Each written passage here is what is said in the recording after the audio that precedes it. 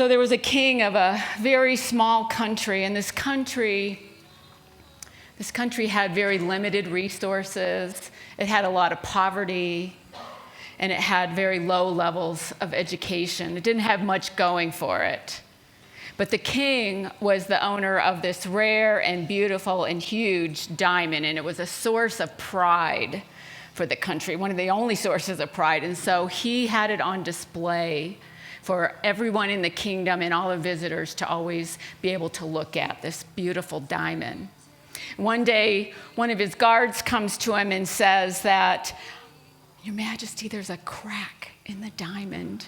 I don't know how it got there. We've never stopped guarding it, but there's a crack there." And they were just devastated because this was their only source of pride in the whole country.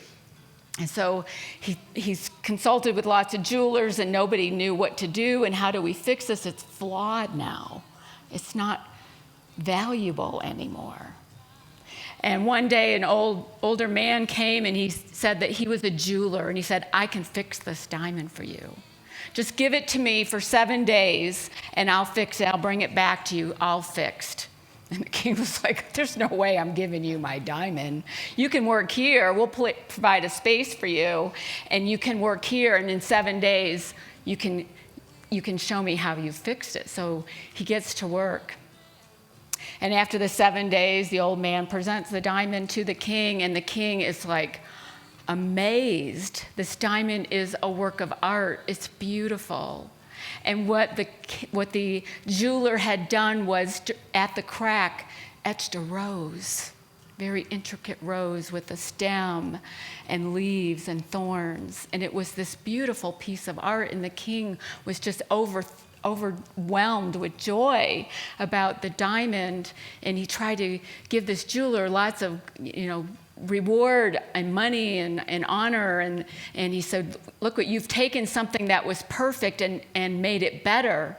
And the jeweler wouldn't take any money. He goes, "I didn't take something that was perfect and made it better. I took something that was flawed, and I saw the possibility in it." And so many times we don't see the possibilities, we see the flaws.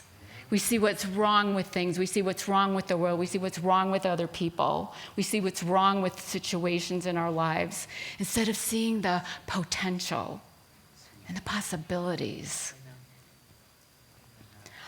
Yesterday I was running around Sloan's Lake, and I didn't notice the first time around, but I kind of do a loop and a quarter to get my 3 miles in. And I noticed a kite in a tree, stuck in the tree. And I look over to the right because there's a park there, and I saw a mom with 2 little kids, and they had a kite on the ground, and they had some string, and I thought, well, that must be their kite in the tree, but they weren't paying any attention to the kite in the tree. And so I looked up at the kite, and I'm like running towards it, and I see the string from the kite, and it's going up. And it's tight. It's not like it's flapping in the wind. And so I actually stopped. I never stop when I'm running, but I stopped, and I trying to follow the vision of this string that just kept going up. And I'm thinking, well, maybe there's someone on a roof deck over at one of these houses, like it's really long string. And I don't see, there's nobody else in the park. There's nobody out there. And what happens to me was my embedded theology came out and said, it must be God. God's holding the other end of the string. And why is God making that kite get stuck in the tree? Well, so many of us grew up with that kind of God, that kind of spirit, that puppeteer that at his whim or her whim would just decide whether we're going to fly free and soar with the wind, or we're going to get stuck in a tree. Well, I don't have that kind of God anymore in my life, thank goodness. In Unity, we teach that we have innate powers. We have innate abilities. We have faculties that we get to choose how we experience life. And this is a Unity principle, our third Unity principle, that our thoughts determine how we experience things that happen in our world, things that happen in our lifetime, and we get to choose those thoughts. So we have these powers. I love the unity teaching of the 12 powers because Charles Fillmore, co-founder of Unity, came in and assigned one of each of the powers to one of the 12 disciples. And 12, metaphysically, in Unity means spiritual completion. That Jesus called these 12 to work with him, to work alongside him, just as we call on our divine abilities, our spiritual abilities. There's probably a lot more, but 12 sounded good with the 12 apostles. And so today we're talking about the power of judgment. We don't like that word judgment. We judge it. So we really, in more contemporary circles, we call it the power of wisdom. The power of wisdom. It's our ability to discern, our ability to judge, to evaluate, to use our intuition. It's a beautiful power. It's represented by the apostle James of Zebedee. James was the first apostle to be martyred after Jesus died. And it's associated with the color yellow. I'm wearing yellow today. If you watch The Chosen, James of Zebedee is Big James, not Little James. It's Big James. Because it's big when we follow our divine guidance. It's grand, it's great. But we use these 12 powers within our consciousness all the time, whether we're aware of it or not. So we're mostly using them unconsciously. The power of wisdom is a power when we are thinking from an ego or sense consciousness. We use the power of wisdom to help us make decisions, to evaluate. If anyone's ever done a pro and con list, to help decide something, that's using your power of wisdom. My daughter is looking for a house right now in Denver, and so she's going through this evaluation process. What neighborhood do I want to be in? What kind of house do I want? How much do we want to spend? All those things factor into making a decision. That's the power of wisdom. What are we going to wear every day? Some days I like to wear a dress, and other days I just want to wear jeans. And that's okay because we come as we are here in Unity. It doesn't matter what we wear. We get to decide, we get to choose.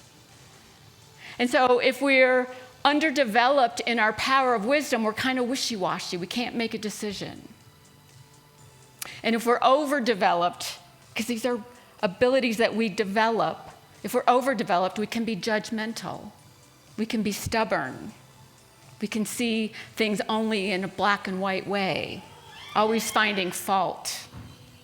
But from a higher consciousness, from a Christ consciousness, from that best part of ourselves, we see with a broader perspective, knowing that everyone is innately good. Everyone is the Christ, has the Christ within them. Everyone has the divine spark within them, another unity principle. That we all are born with original blessing. And when we apply that knowing to our decisions in life, we're being the best Christ we can be. When we follow that guidance, we're using our intuition. That's an elevated state of consciousness. And that's when we can find and see the holiness in each day, in each person, in each event. It says in the book of John, chapter 7, verse 24, do not judge by appearances, but judge with right judgment. Now, what does that mean? Judge with right judgment. Don't judge by appearance. Don't judge by what the world tells you, but judge with right judgment. In Unity, on truthunity.net, has a lot of the teachings that were done at Unity School years ago, and it says this. When we judge according to the appearance of something, according to the standard of the world, we judge from the viewpoint of human limitation, and thus we bind ourselves to the limited thoughts of the outer world. When we perceive the Christ within ourselves and within every person, we are able to recognize the real that is back of every appearance. This is judging right judgment. Seeing the real beyond the outer shell, beyond what people are putting out as their image, but we see the truth inside them. We see the good that's within them. We can live by wisdom or by woe. We can live by seeing the good, seeing the blessing, looking for that blessing. Sometimes it's not so obvious. Or we can live by the woe and stay stuck in our limited way of thinking, which is the longer path, which is not as joyful or peaceful or loving. But we get to choose. We always have choice. And when we live by wisdom, we recognize that real behind the appearance can really open our hearts. This week I watched a short documentary. It was nominated for an Academy Award for short documentary. It was only half an hour. It was called Stranger at the Gate. Anybody seen it? A couple hands gone up. Stranger at the Gate. So it's about a man named Richard, he goes by Mac McKinney. And Mac McKinney was a Marine, and he was in Afghanistan for 25 years in service. And he was fighting the extremists, the Muslims. And he came back to the United States, he lived in Indiana, and he had PTSD. And he was with his young daughter one day in a grocery store, and his daughter saw a woman with a hijab. Am I saying that right? Hijab. Only her eyes were visible, and the girl pointed out to Mac, to her dad, and said, what is that woman? And he just had a reaction and quickly left that aisle, didn't want to see that woman, didn't want to have to answer his daughter's questions, didn't want anything to do with that Muslim. And he started being filled with hate. There was a mosque in Muncie, Indiana, where he lived, and he didn't like that there was a mosque in his own town. These people are killing Americans, he thought to himself. And you see him, he's sharing this information with the camera. They need to be annihilated. They need to be killed. And it's my job to protect our country. And that's what he believed. His heart was closed. And so he started Googling how to make a bomb. Something you don't want to Google. And he decided that a Friday evening when they're there for service, he could kill the most Muslims. He said he figured about 200. So he went to this mosque one day just to get the lay of the land. And we hear from some of the Muslims that are members of this particular community. And they say they saw him, and he was a little scary, but they welcomed him. They hugged him. They invited him to pray with them. They invited him to meals with them. And he didn't understand what was going on. How can I'm ready to kill all these people, and they're being kind to me. I don't understand it. And he kept going back, day after day, kept going back because something in him was tugging at his heart. He was feeling a sense of belonging with people that he wanted to get rid of. He didn't understand it, and the Muslims just kept him. He was eating with them, sharing meals. One day, the FBI came to his door. You don't want to Google how to make a bomb. They didn't find any evidence of bomb because he had already gotten rid of all his supplies. And they went to the mosque and told the people what he was up to. And he admitted to them, this was my plan, but you opened your hearts to me, and my heart cracked open. And he followed his intuition, which he hadn't done before, with his black and white thinking. And in 8 weeks' time, that hate turned into a deep sense of love, and he converted to Islam and felt he was a part of this community. It's a beautiful documentary, and it's only half hour, so I strongly recommend it, Stranger at the Gate. But what a testimony to how we do have the capacity to change the way we view someone when we open our hearts, when we get to know them, when we follow that divine guidance that something in him was saying, go back, go back, go back. Get to know these people. We find holiness in each day when we allow ourselves that. And then we're practicing right judgment.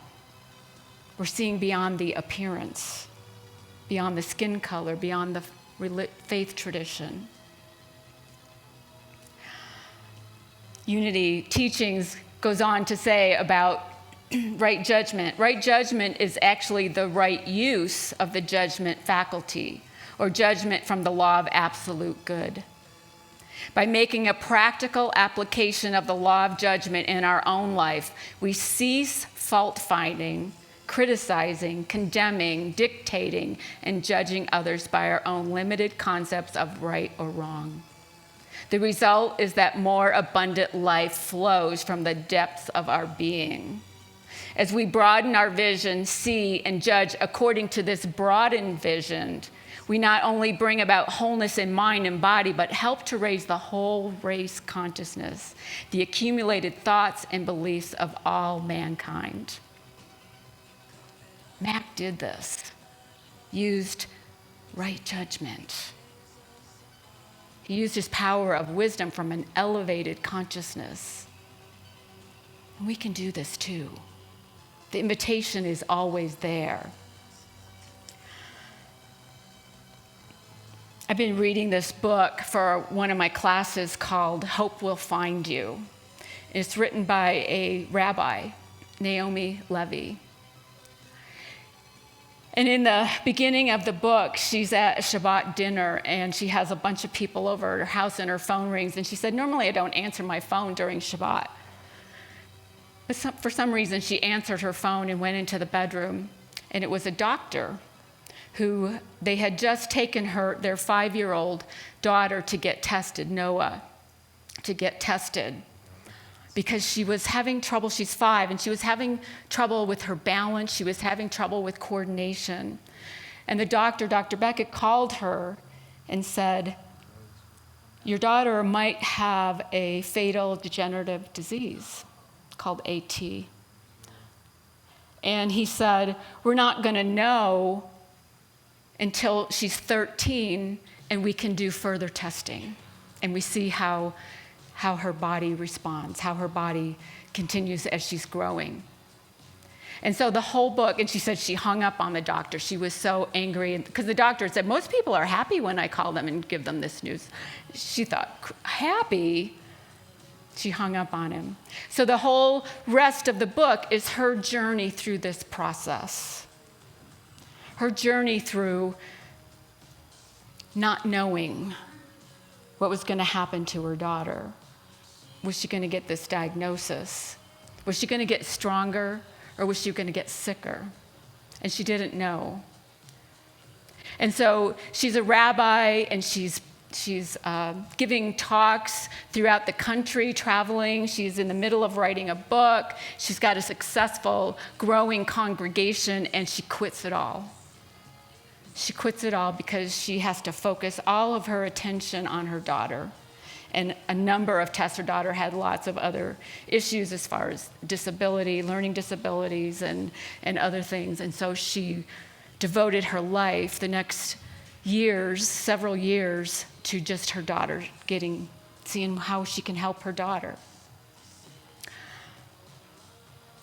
2 weeks ago, the section of the book that we were reading, she's working, she has a prayer partner.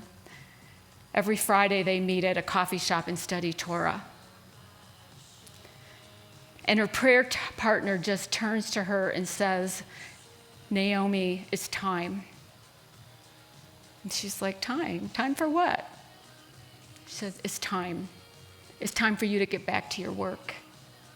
It's time for you to have a congregation again. It's time for you to stop just focusing everything on your daughter and live your life. Because you can't control that. And you became a rabbi for a reason. And you need to get back to that. And she puts up all kinds of resistance, like we usually do, right? When we get some divine guidance, we put up resistance. I can't do that. And all these reasons why not. But something in her, she feels it. This intuition, this sense of maybe it is time. And she starts envisioning what it could look like. And she wants to start slow with just a once a month Friday night Shabbat celebration, prayer service, music, contemporary music. She wants to make it all different from how it had been. And she catches the vision. She starts getting excited. And where are we going to hold it? And so she lives in LA and she thinks, she Googled churches that may be open to, she's thinking maybe a church would be open on a Friday night for us to use their facility. And so she Googles, there's 3,000 churches. Oh, where do I even start? Well, there's this one church that she would drive by all the time, which always gave her a sense of peace. So she called the church, and the woman that answered the phone, and she said, I'm Naomi Levi, I'm a rabbi, and I'd like to talk to your senior minister there. And she said, this is. So how weird that the minister answered the phone. And she said, I'm, wondering if you would mind having a bunch of Jews at your place on Friday nights once a month. She goes, did I really just say a bunch of Jews? And the minister says, her name's Kirsten, she says, are you calling me because you know my husband's Jewish? And she said, I didn't know your husband was Jewish, but interesting. She goes, I would love to have a Shabbat celebration here once a month. And so Naomi says, when can we meet? Let's get out our calendars. And she goes, how about now? And Naomi said, I'm in my sweats. She goes, come in your sweats. And she showed up at the church and she said, they saw each other and it was like they knew each other. They both said, oh my God, and just stared at each other's eyes and hugged. They knew each other from a soul level. They had known each other, they thought, from a previous life or something. And so this is where she's going to do her service once a month. And she said, the church is perfect. It's all beams and wood. And I'm thinking, maybe we could have a Shabbat service here once a month. We have the look. They don't even have to cover a cross like Naomi had to. But the first day, she gets to all these plans, and she had about 20 people wanting to help her, and they're starting to catch the vision, and she's getting all excited. And the Shabbat service is about to happen, and somebody says, how many programs should we put out? How many prayer books? And she said, put out about 20. Hundreds of people showed up. Hundreds of people. It was a beautiful testimony, again, to using that power of wisdom, following that guidance. It's time. It's time. Sometimes our guidance comes from someone else, just saying some words to us, and we resonate and we hear. We hear the voice of God in there. We hear the voice of Spirit saying, it's time. Now she called her new congregation Neshuva. Neshuva means we will return. We will return to our passion. We will return to our calling. We will return to what is ours to do. We will return to what we are here on the planet for. We will return to being the loving spiritual beings that we came here to be.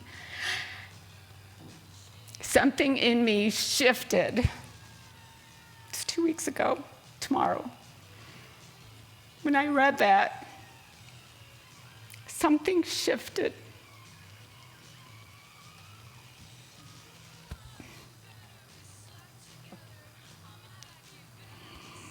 I got the vision.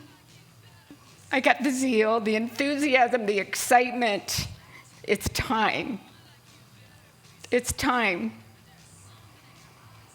It's time to return. We will return. We're going to return.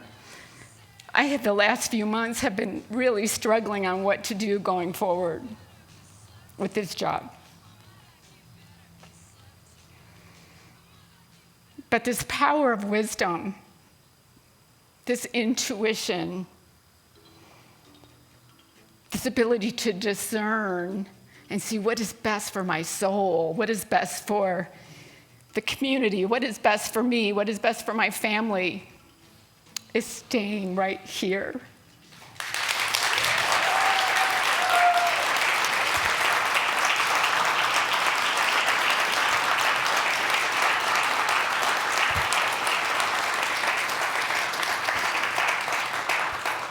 Thank you.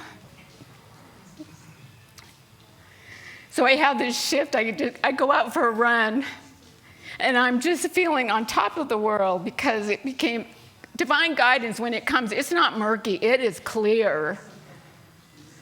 And I was running around the lake, and I kept going, thank you, God. And people, there's always people around the lake, so I didn't care. I'm spreading the word. Thank you, God.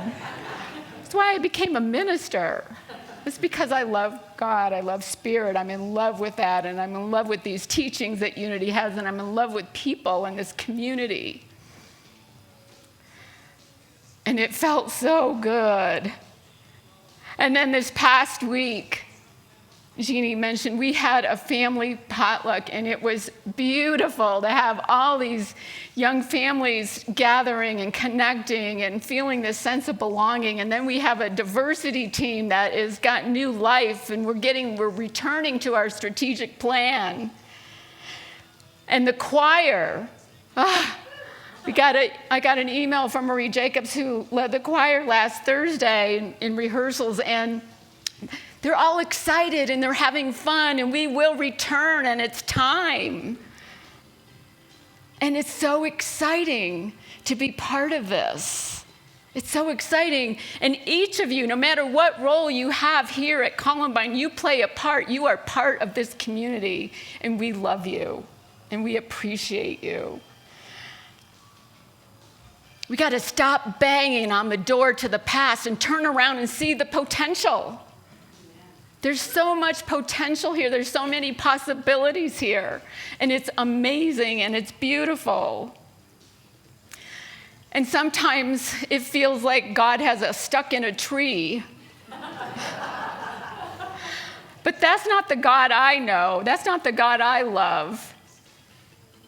Because Spirit is always inviting us to live fully, to live our lives fully and joyfully and lovingly and peacefully. And that's what we're here for, to spread that light. It's beautiful. Who wouldn't want that? We all want that. We all want to experience that awe of life, to see the holiness in each day and stop resisting. See with new eyes. Let's show I got a really short video that you got to. This is so cute. Yeah. Lani, put them on. Look at mommy. Look at mommy.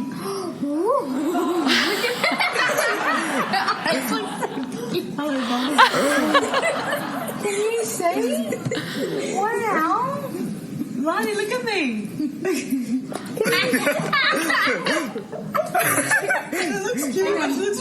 Dad, she looks like Bubbles off of Trailer Park Boys. Yeah. Show Daddy. But it makes it look sort of special. She's like looking around. Can you see that? Lani! Leave them. Don't touch. Come. Lani! You need them on so you can see. Honey, look at Regan. Can you see? Lani! Look at Regan. Can you see?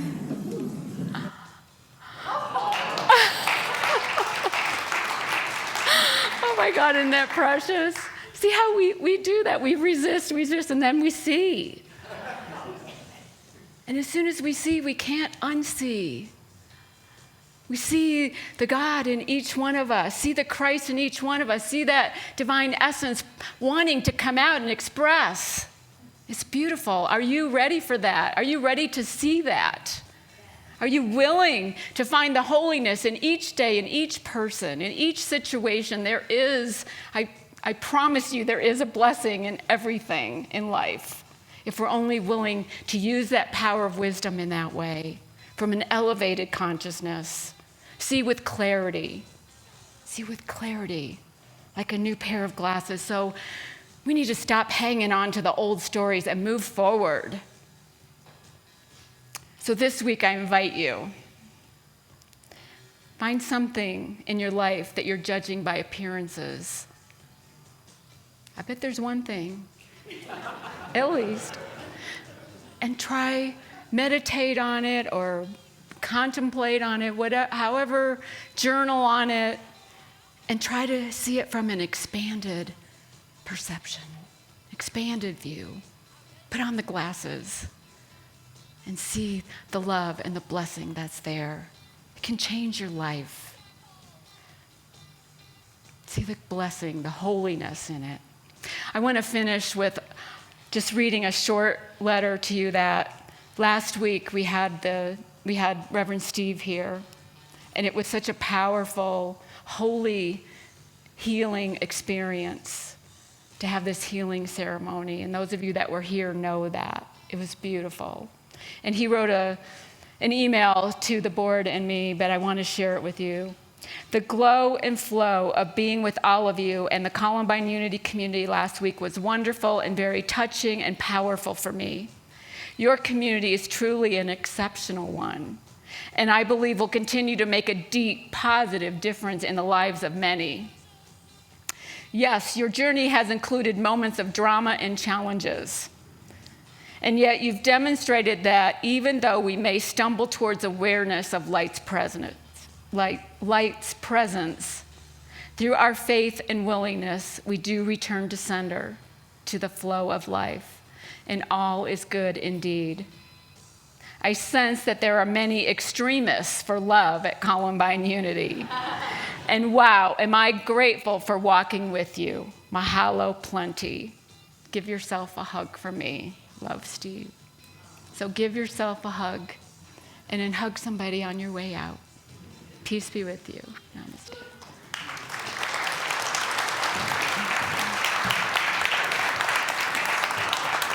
I want to know what happened during that